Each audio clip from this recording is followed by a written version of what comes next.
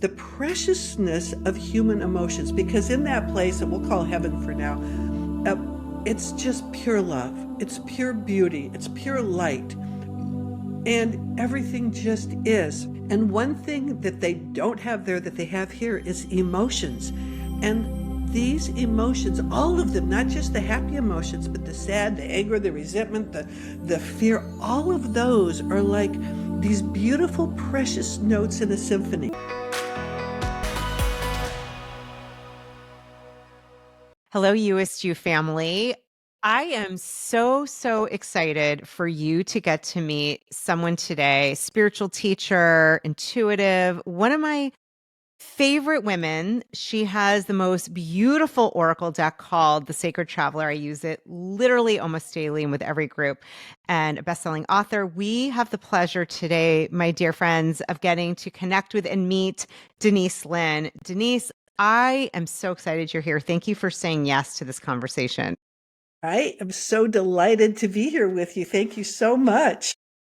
We're going to have fun and we're going to go deep. And I want to say to everyone, first of all, we'll have all the information so that you can get this deck because I think it's going to be getting out of print soon. But this is the gorgeous cover. And I want to say of the box, we will stay to the end because we're going to be pulling some cards and doing a little bit of an intuitive reading for you. And Denise agreed to do this with me. It's all in fun and in service to help you and whatever's going on in your life. So stay to the end. We have something fun for you. Denise, welcome to the USU podcast. Thank you. And let's just dive in. Let's go in there. Okay. How did you grow up knowing you were going to be in this whole world of intuition and soul calling and past life? And, was this something you envisioned? Is this a surprise? Like, how did you get into this world? Can you share a little bit about your story? I am really surprised that I ended up here. My parents were scientists. They were atheists, and they basically said there's no God, there's no spirit. If you cannot prove it scientifically, it doesn't exist. And they were chemists, and so science was everything. So I wanted to be a scientist. My brother, he is a professor of astrophysics. He's an astrophysicist. My sister went into marine biology. My other brother went into computers.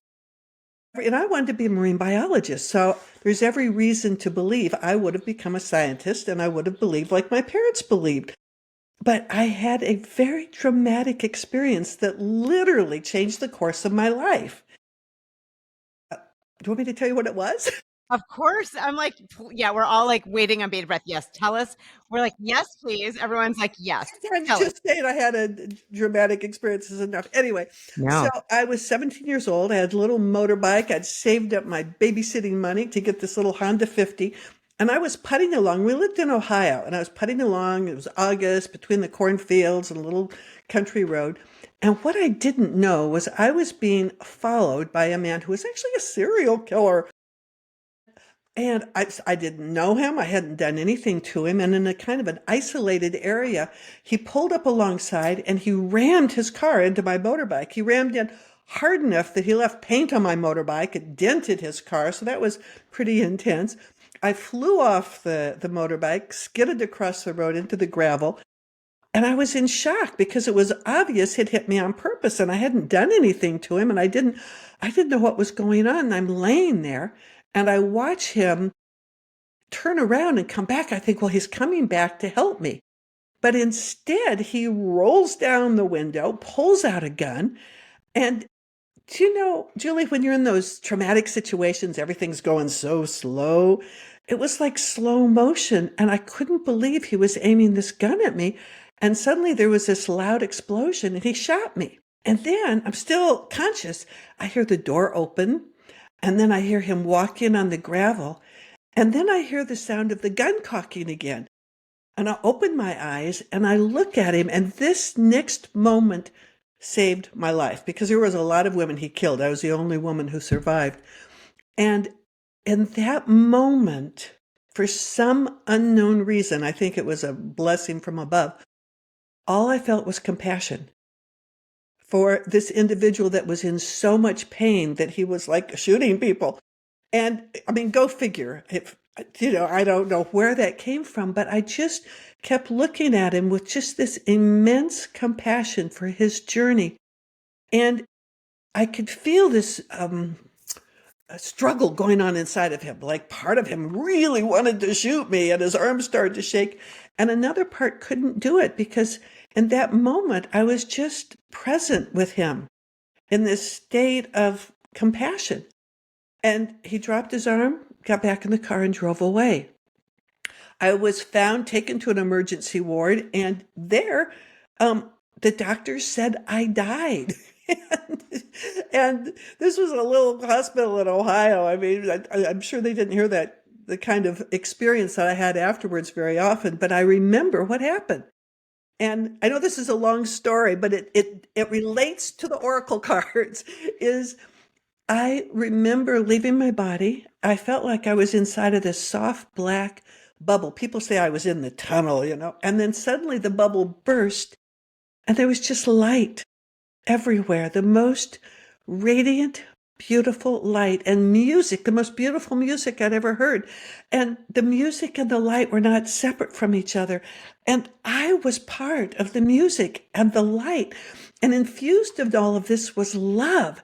And it was different than the love we have here. Here, there's, I love you, Julie, and hopefully maybe you love me. And so, Absolutely. but there's separation. And there was just love. And everybody who had ever been was there. And everybody who was ever going to be. But it sounded like, oh, we're all crunched together. We weren't. We were just one. Weird. It doesn't make sense to me in this reality. But that reality, there was no time. There was no past, present, future. It was all just now and just infinite love. There was a river of light, that golden light. And I thought, all I got to do is get across that river and I'm not coming back to my body. And I'm like on the road to get there and I'm into the water or this fluid light, if you will. And a voice says, not your time. There's some things you need to do. And I'm like, no. And then I felt like I'd gotten roped and was getting dragged back into my body. Now, on my mother's side, I'm Cherokee. In fact, I'm a citizen of the Cherokee Nation. And my family was into horses and cattle. And so I was used to getting roped by my cousins. They had practiced their roping skills on me. So I felt like I'd gotten roped. People say it was astral cord, but got yanked back into my body. And when I came back, I remembered what happened, but there wasn't anyone to talk to about it. And I remember shortly after coming back into my body, I was taking a wheelchair out to the hospital lawn, and everything was surrounded by light. Every blade of grass, every leaf, every tree, every person, everything had light, and everything had sound. And I began to realize that life is not what we normally experience it to be, that we live in this ocean of fluid energies, and we are being affected by those energies, and we can affect those energies. Out of that experience came really the rest of my life. I wanted to find out more about that energy because of my native background, I guess. I ended up traveling the world. I spent time with the Maoris in New Zealand. They honorarily adopted me. The Aborigines in Australia and the Outback. In Africa with Credo Mutwa, the spiritual head of all Zulu, with my own native culture, and native cultures around the world, a shaman in Brazil, and to learn about this idea, about this energy. Now, the way I got specifically into oracle cards is my family was very dysfunctional. They were scientists, but they were dysfunctional people as human beings. And I got sent off to live with my grandparents, who I didn't know. They were 2,000 miles away when it got really bad with my family. And my grandmother was a tarot card reader. My father said, you cannot talk to her about any of that stuff because, like, we're scientists. But, I was there for a couple of years. And so she taught me about the cards. So that was my intro into the cards. And then later, as I spent time in native cultures, I understood how these cards are keys. Everyone is a key, like a very sacred, special key that opens a door to another dimension, into an arena of truth and power and grace and spirit. So that was a very, very long answer. But Oh, that's how I get into cards. And I think it's important to understand my perspective on what these cards can do and how to work with them. what a first of all, I was gonna say a beautiful answer, and also, my gosh, I mean the story that is, I mean, shocking, and there's a lot to what you said. Both the obviously being attacked and shot, and then the compassion. I mean, there's a lot in there, and then you're having this near death experience, is what it sounds like, and question for you, when you came out of that, saw the light and the music, I could feel this energy as you were speaking, Denise. And I think this is important because for those, we don't have to, we're not going to ever be able to see what you saw, but we can feel the essence of it, which you spoke about so beautifully.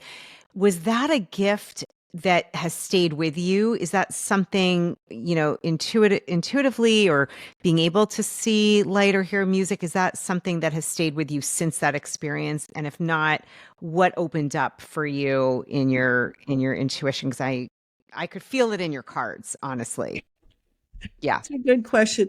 The intensity of it, and maybe I think it was kind of beneficial because it was very intense. The intensity of it has faded. And yet, if I take the time to be really still, I can see the colors and I can hear the sound, but it takes being still. And in those days, it was just, it was like someone had thrown me into an ocean of sound and light and vibration. And sometimes it was hard to swim because it was so overwhelming. But I'm so grateful that that door, although mitigated a bit, is still open.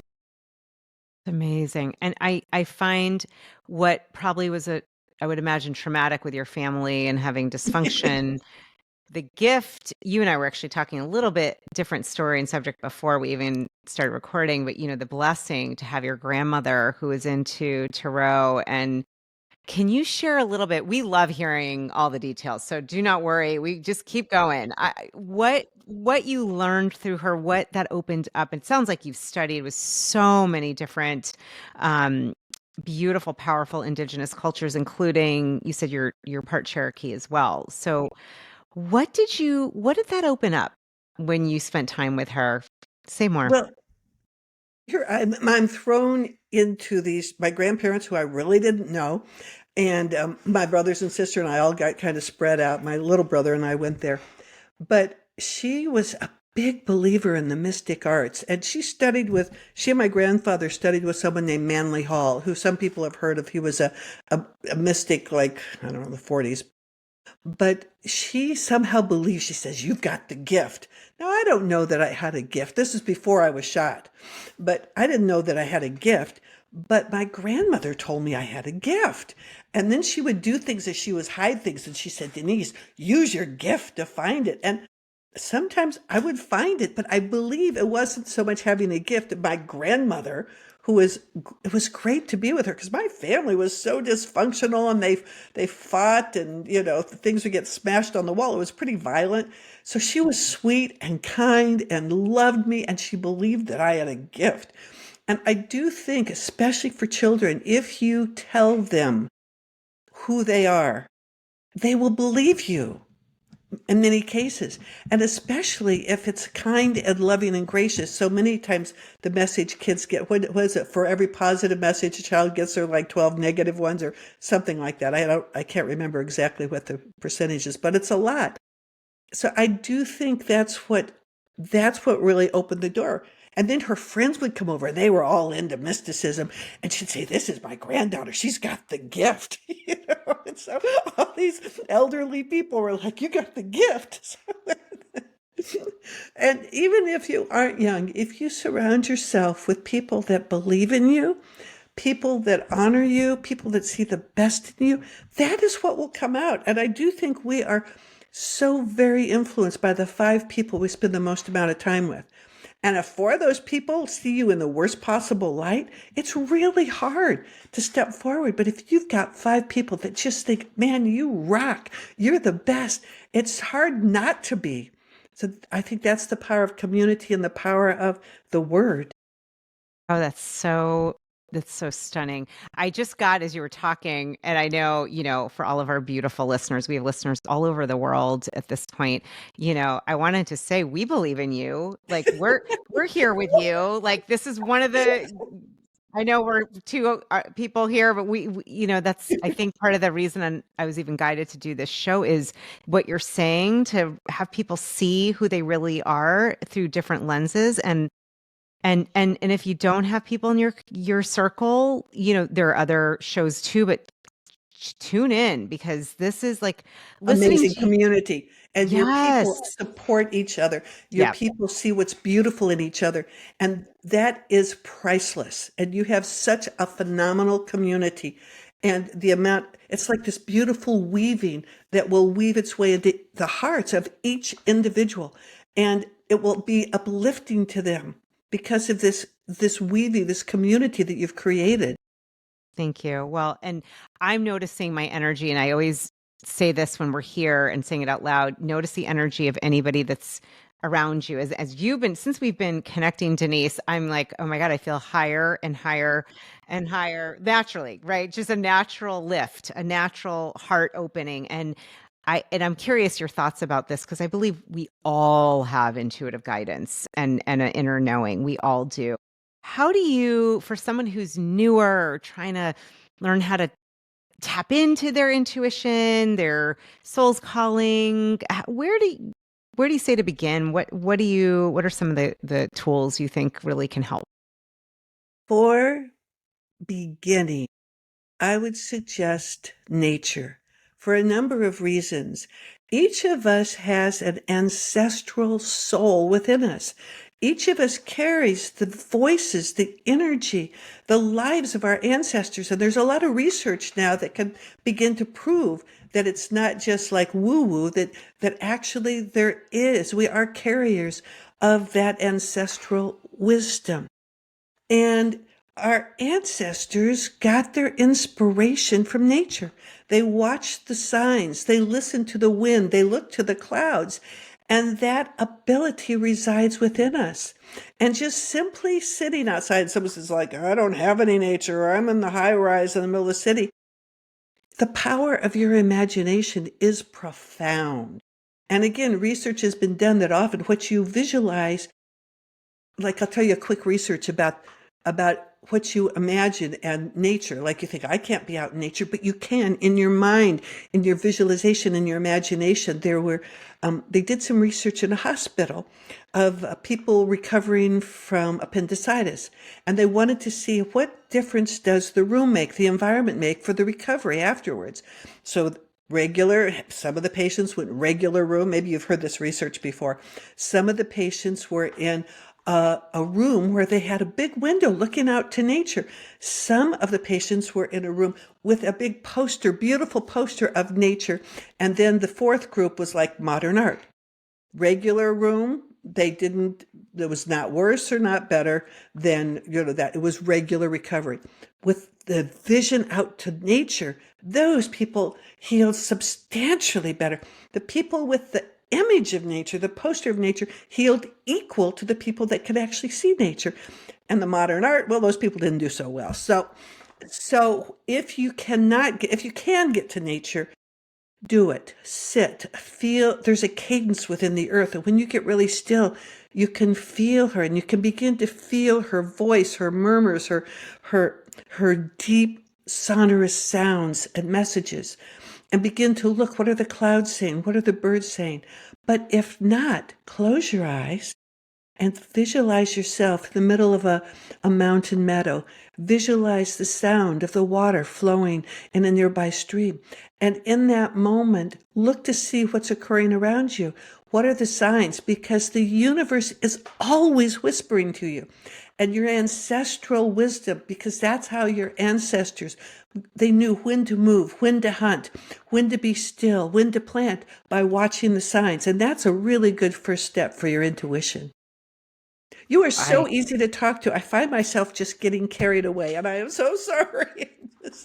Please, not only don't apologize, thank you. This is delicious. And I was just actually, I heard, there's nothing to prepare because you're just, it's so easy to talk to you. And this is exactly my intention, just for everyone listening. I always set an intention before we do this. I actually forgot to say it with you. And I was thinking, just let this conversation bless everyone, right? Let it be a light and a blessing. And one of the things that I know, because we get a lot of comments here, is how, following the signs, connecting in. You said it earlier. It's funny. Many of us came from, like your family, the left brain, overachieving, recovering logic lovers is what I would say. Where we're conditioned. And I love what you're saying, Denise, because if you don't have nature accessible, go to your imagination, find beautiful photos, pictures, which most all of us have some sort of smart device. We can do that, or in our minds, or get into nature for real, even if it's outside looking up. I love what you said. This is something that it began my story for me about 16, 15 years ago, where I started to pay attention and it felt like, am I going crazy? Like, I literally feel there are messages in the clouds, on the road, in the trees. I'm hearing flower. Like, what is going on? And you said, pay attention because the universe will speak to you in these ways. Can you share a little more? Because now, from the tradition you come from, what you've studied with many different indigenous masters, this is important. I want people to know it is not, we're told it's woo woo, it's crazy. No, no, no, no. This is where it's at. Each of our ancestors, if you trace your ancestry back, look to nature for answers. I don't know if this is what you're looking for, but in fact, I posted about it on Facebook. I don't know, it was a week ago maybe. We're lucky we live out in the country, and I'd walked up, we're kind of on the side of a mountain, and I walked up the hill behind us, and I heard the sound of geese. And as I looked up, I mean, I posted 80, but I think there's probably more like 150. There were so many in this perfect V, and they were right overhead. And I know people see geese all the time, but in that moment, there was something so phenomenal and magical about that. And it took my breath away. And I just watched. I watched until they went over, and then one would replace another. What the first one gets tired. And I guess they save 70% of their energy by that formation. And I watched until literally I couldn't see them anymore. And I got quiet and I thought, that was so special. And here's the question to ask. If I knew what the message was, what would it be? Because some people are like, I don't know, I don't know. But if you say, well, of course you don't know. But if you did, what would it be? It's a great statement because it kind of sneaks around your logical mind. And I thought about geese, and I thought about how they, like if one of them is injured, other ones will stay with it until it heals. And if a pair gets mated, like if one dies, they pretty much mate for life. If one dies, the other one often just fades away. They have this such a strong sense of community. And I've been working a lot lately, and I thought, for me, and geese, this might be completely different for someone else, but for me, the message was, Denise, have your priority be community. The community will support. And you're talking about your community. You have a geese community. One flags, I imagine other people jump in and say, hey, you got this. If you have a Facebook page, they're like, you got this and we've got you. And put that ahead of work, because that in your life right now is more important. And I really took that to heart. So for someone else, it's like, oh, geese. But in that moment, I stopped and I listened, and then I took action on that message. I'm loving everything about this. I'm like, well, what was the action? Tell us what you did. I just want to know. I want to know all things Denise are I doing. started reaching out to people I really love, and some people I hadn't even been in touch with for a long time. And I just gave them a call, texted them, say, how you doing? And it felt right. And there's times in life to be productive, and there's times in life to step back. And timing is everything. And if you are able to find what that flow is in life, which can be timing, then you will be in a balance. And it just felt good to step back and reach out. And also, I love my Facebook community. And I also have an online community like you do. It's called the Mystic Cafe. And I tell people, yeah, come on in, pull up a seat next to me, and I'll pour you a cup of sunshine. And so it made me want to reach out and connect more with that community because they are just such loving, like-minded people, similar to the kind of amazing human beings you have in your community.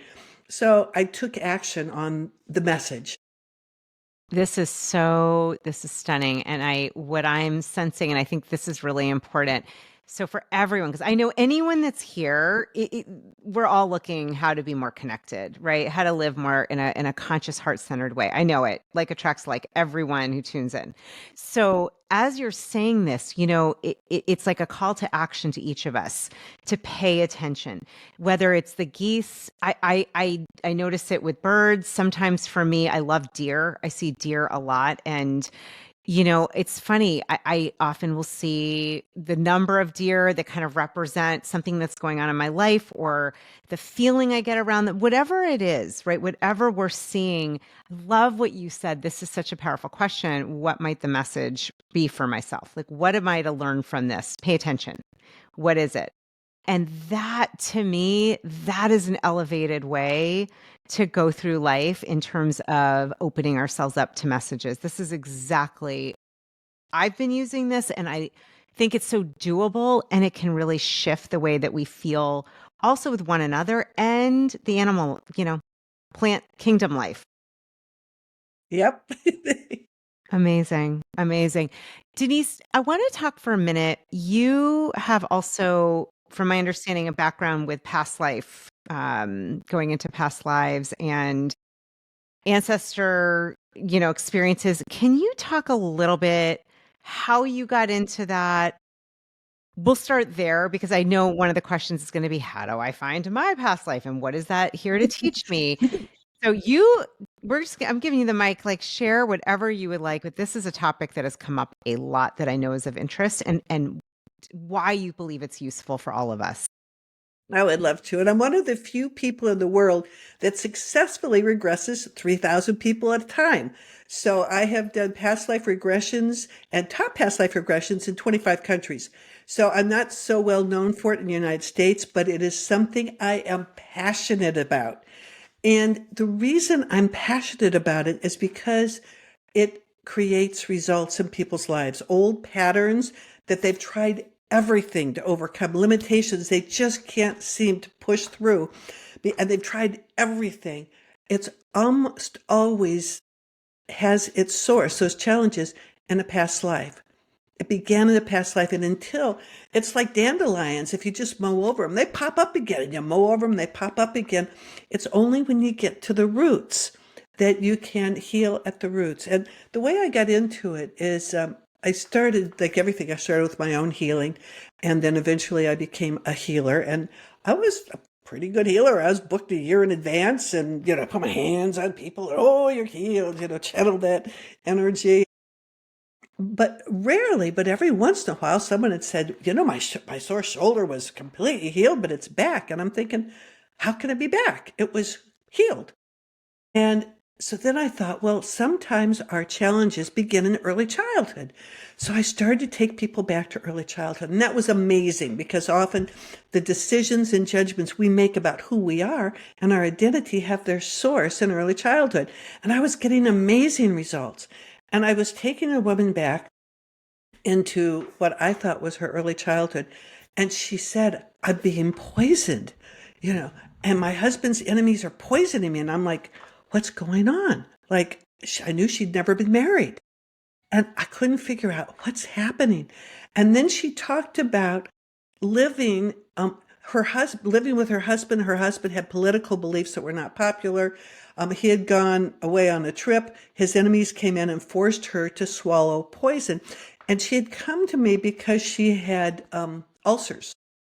And if you think of the kind of poison that they made her take, they forced down her, she died, ate holes in her esophagus and her stomach. And so she was at that point, because she didn't really agree with her husband's beliefs, at that point in her life, she felt hopeless and helpless. And And then she died feeling hopeless and helpless. In this current life, she was in a situation at work where she felt hopeless and helpless, had activated the old injury, which was the ulcers, and she couldn't heal them. And then I went, oh my God, this is a past life. And from that point, I began regressing people into back life. I had one woman who was blind who got her eyesight back. There was a tumor on the optic nerve, and it was affecting both of her eyes. So she got her eyesight back. I had people who couldn't walk, who could walk. I mean, people say, oh, Denise, she's amazing. She's a miracle worker. I wasn't a miracle worker. Literally, I guess, just creating the ability for people to go back to the source and heal it at the source. I love doing past life regressions. I love it because it produces amazing results. With relationships that are not working, you go back and you find out why, and somehow that makes all the difference. Health challenges, abundance challenges, so many challenges can be healed through simply going back. And it's easy. It doesn't have to be hard or complicated. It's safe. Anyway, I guess I got kind of passionate, but I love doing past life regressions. So cool. Can you talk a little bit about both how does that work? And for someone who is interested, where do you begin? And then we'd love to hear a couple stories if you want to share of some of your best, interesting So, regressions. so I mean, I have a book on past life regressions that I've written, but a couple of things. One, you can hypothetically do it yourself, and I'm sure online there's lots of meditations, past life meditations. Often when you're doing it yourself, you get waylaid. You start thinking about something and thinking about something else, and you can do it if you're very disciplined. You can work with someone one-on-one. Make sure you work with someone that you trust, you feel really, really good about and safe. You can also do it, in a group setting, like I work usually now in a group. I used to work one-on-one in a group setting. Again, you need to work with someone you feel really good about. Also, you need to know that you're safe and that at any point you can just come right out of it. And you can, I think the reason why the past life work I do is so potent is because I believe that the past is malleable. I believe that you can change the past. And there's even according a little bit to physics, that time is malleable. It depends on what physicist you talk to. But if you know that you're in the middle of this scary situation, that you can change it and you can heal it in that moment, everything can change.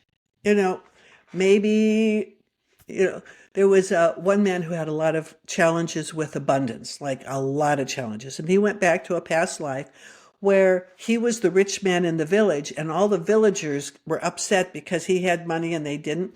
So they kind of killed him. I mean, that's making a long story short. So he had this belief, if I get rich, I will be hurt. I will be disliked. So every time he started to get ahead, he would sabotage it, because if you have that belief, I'm going to be hurt, I'm going to be killed, you start to get ahead.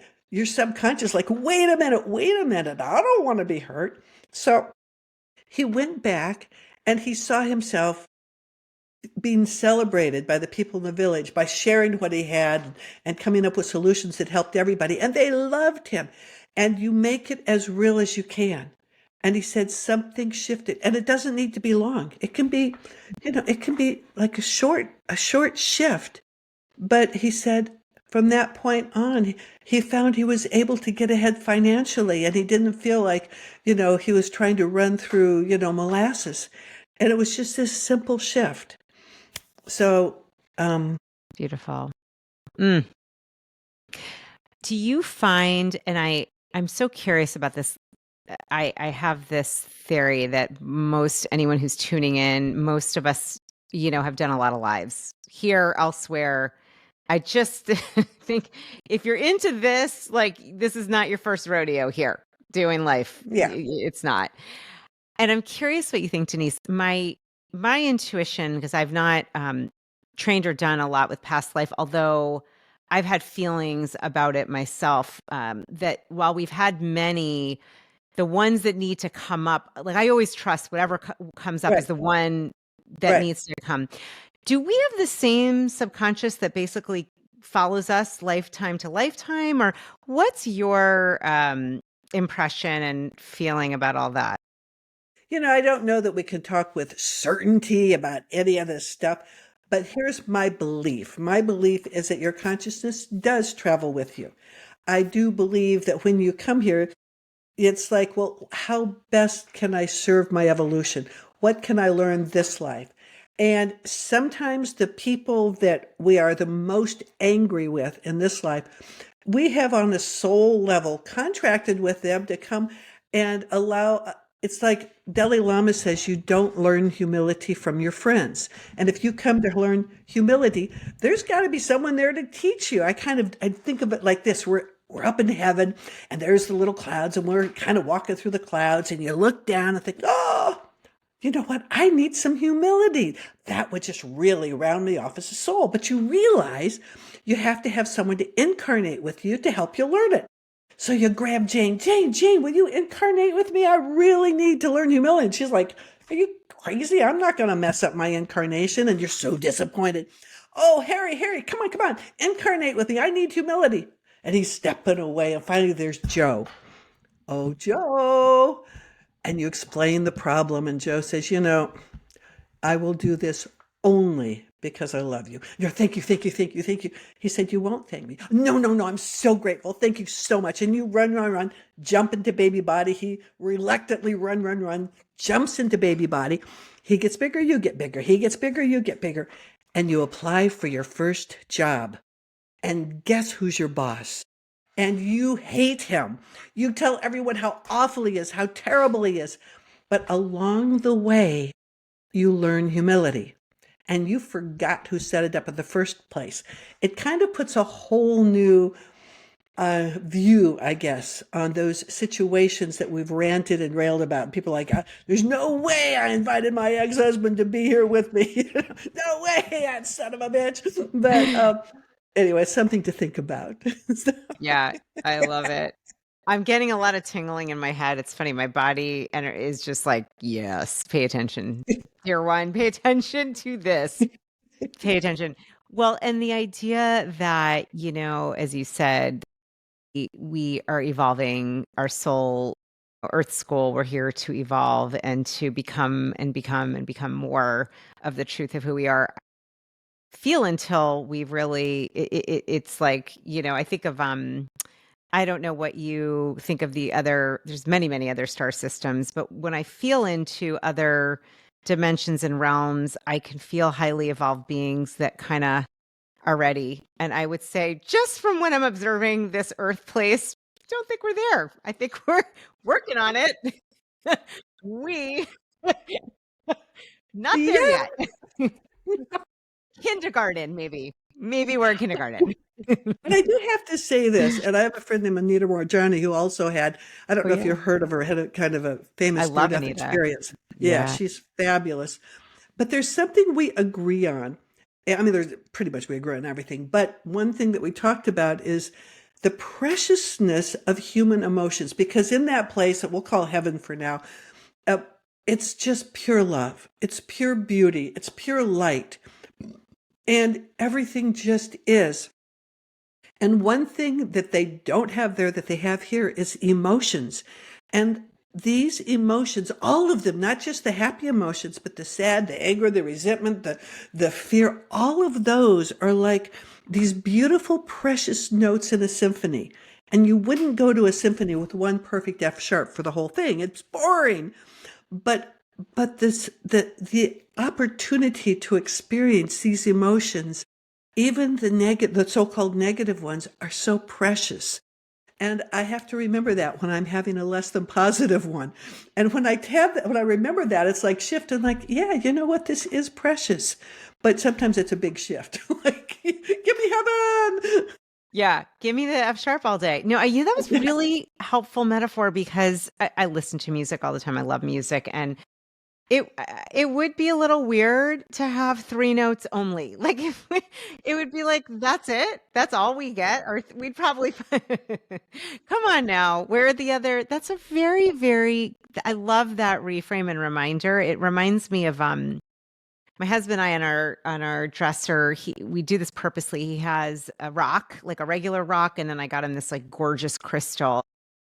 You know, the reminder that there's no difference between, or it's all of the same essence. And similarly, you know, the rock has a place, just you could look at it different ways, but that they both are of divine matter. They really are. And so the emotions too. I love that. And I Yeah. love it. And if you think about it, people pay good money to get scared. They will go to the biggest roller coaster and they plop down a lot of money to get scared, to actually create fear, to create a negative emotion. They go to Yeah. scary movies. I mean, it's a multi-million-dollar industry, scary movies. Here's my money. I Yeah. want to get scared. I want to Yeah. experience or sad movies, you know? Yeah. So, Yeah. it does help when you choose, like I'm doing sadness today, I'm doing fear today, I'm doing Mm, anger today. That way you're not at the effect of the emotion. Like, how you doing? Oh, I think I'm doing depression today, where it's just being the sacred, what I call the sacred witness. You know, mm. you're observing what is, and the soul loves the truth. And when you can just acknowledge what is with a gentle amusement, well, I'm doing depression today. You know, oh, Yeah. I think I'm doing resentment today. But then it's kind of a bit joyous and fun. And you're choosing your life rather than being the victim of it.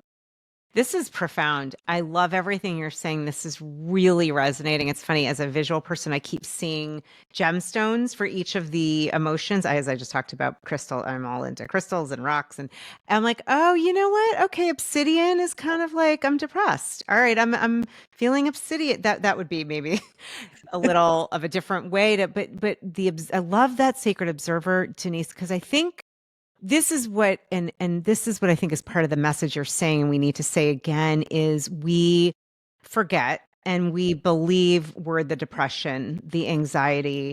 I'll tell you, this is helpful, very personal, vulnerable. My mom, I love her so much, has really high level anxiety. I'm talking like definitely on the spectrum. She is at the very far end of the spectrum. Super high anxiety, has for most of my life. And I can feel like it brings up a lot. You know, it can feel That must have been unstabilizing. so hard for you as a child.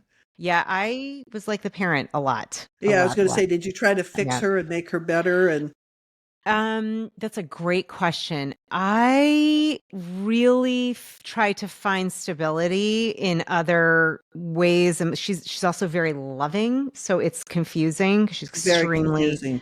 loving, and also the anxiety came out in different ways, like around my weight, around who I'm Oh, friends with, around, and she baby.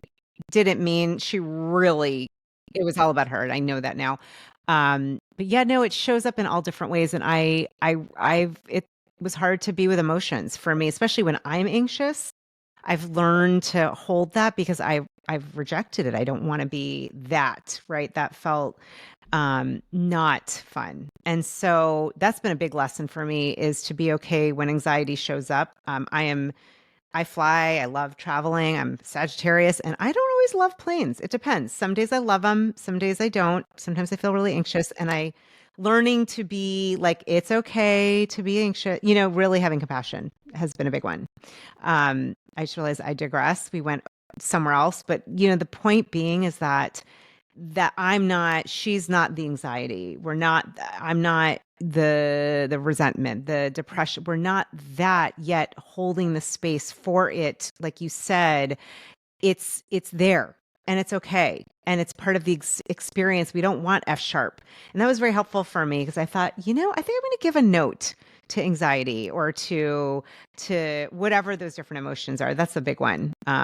That triggers me. But that's a beautiful way to say it. Like, today I'm doing that. Like, that's what human Denise is doing today. Like, and it's not, you know, it's helpful. That was really helpful for me. It's And I like know for others. being your own fairy godmother.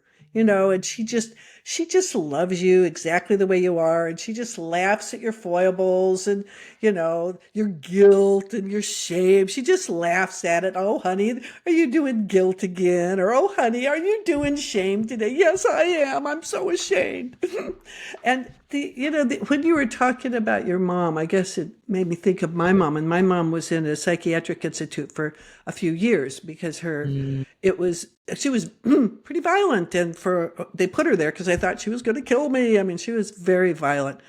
And one day, when after I was moved away from home, for some reason, out of the clear blue, I went into the bedroom of the place I was staying and I started banging my head on the wall, like hard.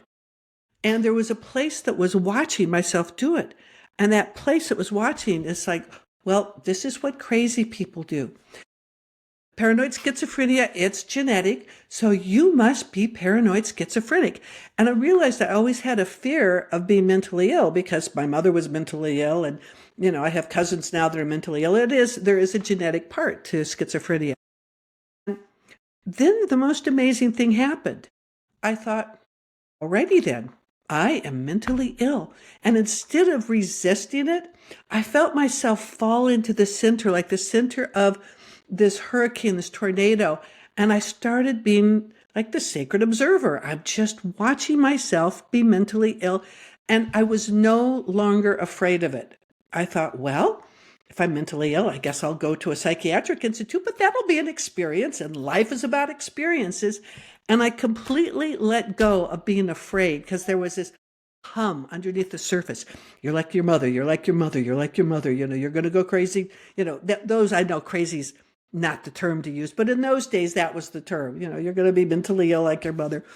And simply facing it and embracing it changed everything. And it's like, I'd prefer not to be mentally ill, but hey, I'm not afraid of it happening anymore.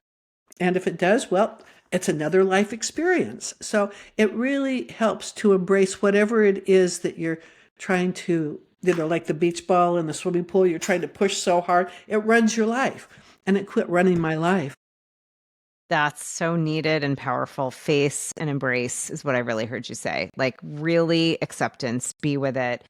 It is, I just know, by the way, it does not work to push things down. That was a major wake up call for me with my first marriage. Like, it does not work. It's right. It's like the cork or the beach ball. It's going to come back up. And I love your story, Denise, because what I hear too is this peace. There's like a peace that shows up, like a peace, acceptance, and this is like you said, the sacred observer. You could see it. And then, all right, then if you did go to a mental institution, then that would be the experience. It's really almost like a narration of your life versus thinking that what's happening is who you are versus the observing who you are. It's powerful. Yeah. My gosh, I already can feel we need to do a round two because I feel like I have 500 more. This is what happens, like all these questions. It's such a delight to talk to you. I would love to, look, before we do the reading for everyone, I like to ask this question. Is there anything for now today that I didn't ask, but that's just, I call them heart flares. That's what showed up years ago. It was like I could see people's heart, boop, like a little message, and then giving the mic to the heart. Is there anything I didn't ask you or that just feels like is here that you would like to share, whether it's about past lives or sacred witness or anything we've talked about before we do our really fun card reading? And not really. I mean, I had a past life story that came up, but it's not a heart flare. It's just another past life story. Share it. Um, Yeah, we want to oh, hear it's it. a good one. This Yeah, we want to this hear it. was, this was a woman who came because she couldn't get in a relationship. She just could not get in a relationship, and she wanted to find love, and she wanted to see if there's any past life blockages. So she went to a past life where she saw that she was in love with the man. He was a little bit older. He was married, and they loved each other, but he wouldn't divorce his wife because his wife was ill. So their love affair was letters. They wrote letters back and forth to each other, lots of love letters. But she died with unrequited love. So in her past life regression, she came back and she said, Denise, I think I know where that house was that I saw in my past life regression. And I said, what? And she goes, and actually, I'm going to go there. So she went there to the house. This was Australia, and it was in Melbourne. And she said she just sat in the car. She was so scared. It was the exact house she'd seen in her past life regression. And she thought, I've got to do this. I've got to do this. She got out of her car, walked up the steps, terrified, knocked on the door. The door opened, and it was him, but he was a lot older. And his wife had since died, and it just spilled out of her. He didn't say anything. He just beckoned her to come in, took her into the house. He'd never remarried, took her to a desk, opened the desk drawer, and in the false bottom were all of her letters. So she said, later she said, we tried to make a go of it, but she said, I realized it never actually would have worked. It was, how sometimes unrequited love, but the reality is so different than what you imagine. And she said not only was he old, but it never would have worked. And so it was so great that she had that validation, but also she was able to let go of this, like he was the perfect love, and hanging out with him. And he wasn't the perfect love. He had, challenges like everyone else. So she was able to get on with her life. And so that kind of story is so heartfelt. And the only thing that's a heart flare is these words: who you are is enough. Just as you are. Who you are is enough, just as you are. You don't need to add anything, change anything, heal anything. You're enough. So that's it. That's everything. You're like my fairy godmother. I feel like we're talking and I'm like, all right, I'm adopting Denise. That was an amazing story. Oh my Isn't that gosh. amazing? That's amazing story. That's miraculous. Yeah, that's almost like when 3D meets some other D. Like that's incredible. Wow. I love this reminder. I don't think we can hear it enough that we're enough and there's nothing that we need to do. When I listen and I hear you, it just lands. It's like, yes, this is true. And I think for me, it's something I have to remind myself again and again and again, because I suffer from really low self-esteem. In fact, my latest book is called where is it? Oh, here it is. The Gift of Low Self-Esteem. I wrote a whole book about it. And so it's the kind of thing I have to remind myself. And there's a lot of gifts to having low self-esteem. Again and again, is who I am is enough. I don't think it's enough to say it once and be on with it. You kind of have to keep reminding yourself. Yeah. It's helpful. Thank you for sharing that. It's a little shocking because I'm like, how could this angel ever think anything other than extraordinary? You know what I mean? And I think that's important for all of us to be reminded that, the beautiful work you do, success, your incredible intuition, that can still be there. And that there's all the time, every day, without hesitation. I tried so much therapy. I went to so many self-help motivational seminars, hypnosis. Nothing worked. And finally I thought, well, there's got to be something good about it, since I have tried for a lifetime to get rid of my low self-esteem. And there is a lot. So I gained so much with I don't know if I'd take high confidence. If someone said, I'll just give you high confidence, but you can't have all the benefits of the low self-esteem. I'm like, no, thank you. I'm keeping my low self-esteem. I'm keeping the benefits. Anyway, that's a whole nother subject, but I know. I'm like, tell us some of the benefits. Now, this is like amazing. It's really, there's a level of acceptance, and I am almost getting a blessing of whatever we have. There's a blessing in it, and there's a blessing under it and in it and through it, and you are really harvesting that like big time. That's powerful. I mean, there's so much. People with low self-esteem often have more compassion than people with high self-esteem. They found that doctors with low confidence tend to be better doctors than those who have high confidence. There's so much research to support the idea. I know we don't have much time, so I won't go into all the research, but it is fascinating. There's a lot of benefits. And unfortunately, we're in a society that just revels in do it, be the best you can. But it has high expectations. They found that high expectations, we have more clinical depression now than any other time in our history. And part of that is the high expectations of society. And countries with low expectations, those people are a lot happier. Mm, Because anytime anything happens, oh my God, I didn't expect it. But anyway, amazing. Well, I think one of the takeaways, just going back to what you said, because I'm thinking I am sure many of us can relate to this. It's really remembering what I'm even feeling and sensing is who we are. It reminds me of what you talked about with your near-death experience, the light, the music. That's who we are. There's nothing we need to prove. Our worthiness is inherent. The compassion we have in our hearts is the gift. Don't ever forget you're enough. Like I really am hearing that in what you're saying and what I'm feeling. And it even threads back to your experience with the horrendous, situation of being shot and you getting to experience this light, this all loving, you said you can't even put words into it. And to kind of just like jot our memory of that's who we are. That's who we are. it is Yeah. who we are. Yeah. Beautiful.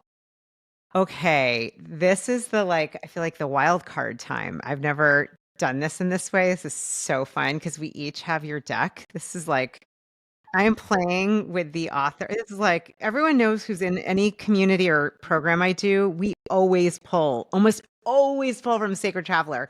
And I often actually pull this one. I'm always like, I'm going to interview Denise Linn. I love her. I love this whole deck. She is gifted. So I don't know. I thought it would be fun. Maybe we each pull a card. All right. And what do you think? What's coming through you You tell intuitively? me this is your tradition, and are these for the listeners? This is for Yes. okay. You know what I think we'll do? Okay, this is what's coming through. We do, because we're going to be releasing this really soon for the end of the year. I think we pull something for the end of the year and we pull something for the year to come. Okay. And giving so it's a right now what's happening and what's in the future. I think Okay. that's what we do. And so are we each pulling two, or you're pulling for now and I'm pulling for the future, or vice versa? Vice versa, is that a I word? think you're gonna pull both. I'm like, hold on, you're gonna pull right now and the future. And I'll just pull an extra wild card to see what we get that's a little bit of like an extra little bit of intuitive guidance. Let's do it that Okay. way. So All right. Let's see what Denise gets. These are your cards. for now, fogged in. Mmm. And Fogged in. Okay. this is go slow, take time. So I would suggest that really take careful steps in this time at the end of the year. Think about the decisions you make. Think about, we are entering in January 1st is a 1 year. We won't have another 1 year. January 1st, numerology, 2026 is a 1 year. So in preparation for this 1 year, this time of new beginnings, and before we get to the fire horse Chinese year, which is a lot of activity, take time, go slow, breathe, assess yourself, consider clutter clearing, which I'm a big passionate advocate of. And then as we go into the next year, discovering the truth, the truth of who you are, the truth of your life. You stand in the light of truth, and you can see you might not go in the same direction as everyone else. These guys are going one way, and this guy is like, no, my truth is taking me in that direction. So carefully with the decisions you make. Is this my decision, or am I doing this because other people want me to? Am I doing this because society wants me to? Stand in your truth, be in your truth, walk your path, your truth.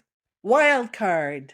This is so You're, fun. We're doing this again. I hope you are willing to come back. I We're would going to, love it. I was thinking what a fabulous interviewer you are, because you make your guests, I'm assuming I'm not the only one, feel so comfortable. And I recently did, I won't say with who, an interview, and I felt so uncomfortable, and I kept thinking, oh, I'm blowing it. Oh, that was stupid. And I had this voice the whole time. And in fact, afterwards, I said, it was kind of a big deal interview. And I said, do you want me to do it over again? I know I blew it. And she goes, rah, rah. And I just feel like we're just enjoying each other. And those are better interviews, oh my gosh. And I not once did I go, oh my God, I'm blowing it. It was like, we are just two women lusciously enjoying our conversation and our connection to each other and to your community. Thank you. Thank you. Receive. That is beautiful. To me, it feels like I'm 8 years old and I get to play with like have the best play date in the world. I'm like, when do we get another play date? Because I know this is gonna land and serve and bless everyone. And it's just so much fun. It's so much fun. All right. I was shuffling and this one is lighting up. So let's see what we get. I feel like well, it's great. You'll know exactly the card. Oh, yay, the wild card. Okay, this makes me really happy. I love this card and wait till you see it. Joy and delight. Look, it's like the fairy godmother, the fairy. Open your heart to joy. Do you, and rather than me reading it, do you want to? I mean, I could read it, but you know Just it. you go ahead and read it, or you just interpret it the way you see it. Okay, I'm feeling very like, oh my God, these, I want to do it justice. Okay, hold on. Let's see. What was it? Joy Just and delight. whatever. The thing with cards is, how does it make you feel? What comes up in your heart? What images come up? What Okay. emotions come up? What thoughts come up? That's the best way to All do right. it. I'm going to do it intuitively because, Yeah, that's and the let me, best way. yeah, I'm going to show it. I want to show everybody. Ooh, I feel this light in my heart. And this is the thing, joy and delight. That is the essence of everyone that lives in our heart. We often are on this radio station that might have us forget joy and delight. And that is the truth of you and me and all of us. And joy and delight, it doesn't have to cost anything. It's free. It's here. It goes to nature. We can use our mind's eye. I love this fairy. I love this imagery. I see in it like sparkles. I don't know if she's holding a wand, but in my mind, she would. And to remember that it is like literally that effervescence that all you have to do is it connect to it, remember it, find it's a pet, it's the moon, it's this conversation, it's a delicious meal, it's a feeling, it's a sunset. It doesn't have to be anything. It can be something that you paid for that's, seems very what would I say, like a paid experience, but it can also be within you right now. Literally, when you go to bed, hand on your heart, feel the joy and delight of your covers, of your sinking into the sheets. I could keep going on because I'm feeling joy and delight. This is what we are wanting here. And let's not forget that is the truth. And we don't have to earn it. We don't have to earn it or pay for it. It is here at any moment. That's what I got. I love it. And that is a perfect way to complete our luscious, delicious time together. I loved it. It's joy and delight. This whole thing, if I were to give it a name, I'm like, Denise Linn, joy and delight. Your heart is open. Oh my gosh. Denise, okay, I'm just saying it now. We got to do this again. I think we should do a fun live. We'll pull cards. People can engage. Like thank I you. would love it. You're a joy and delight. And thank God you came back from that experience. Thank God you came back to this earth plane. I was thinking about that, like hearing your time wasn't up, and maybe for all of us to remember, we're here for a reason. We are here now for a reason, and thank you for the beautiful light you are in the work you're doing. It really is. It's blessing everyone, and I know in this conversation for sure. Thank you. It's been an honor and a delight to have this time with you. And love to your community, your fabulous, joyous, connected, sweet community. Much love. Thank you. Thank you. And I'm just going to say blessings and love to each of you. Thank you for being here. We love you. Hope you can feel it. You're a joy and delight. And we'll see you soon on the next USU episode, hopefully with Denise soon again. Mwah. Hey, beautiful soul. It's Julie here. Have you been craving greater stillness, deeper connection, higher guidance?